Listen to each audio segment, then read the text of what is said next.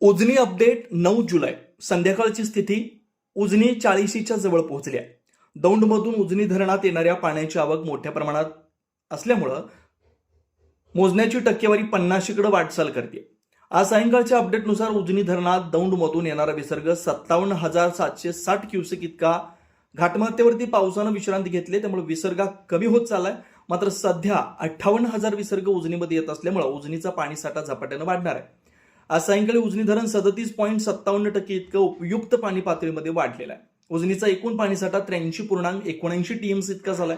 कालपासून उजनी झपाट्यानं वाढतंय. काल सकाळी उजनी धरण 4.90% इतकं भरलं होतं आणि आज सायंकाळी 6 वाजता 37.57% इतकं भरलंय. मागील 4 ते 5 दिवसांमध्ये एकूण 66% पाणीसाठा वाढलाय. या उन्हाळी हंगामामध्ये उजनी धरण 28% मायनसमध्ये गेलं होतं. मायनसच्या विळख्यातून ते प्लस 37.57% इतकं धरण झालेलं आहे. शेतकऱ्यांसाठी अतिशय आनंदाची बातमी आहे. उजनीत येणारा विसर्ग कायम राहिला तर उजनी 50च्या घरात पोहोचणार आहे. घाटमाथ्यावर पुन्हा पाऊस पडेल आणि उजनी धरण 100 इकडं वाटचाल करेल हीच अपेक्षा आहे. उजनीची नवीन अपडेट पाहण्यासाठी विठ्ठलला सबस्क्राईब करा. बेल आयकॉन बटन दाबायला विसरू नका.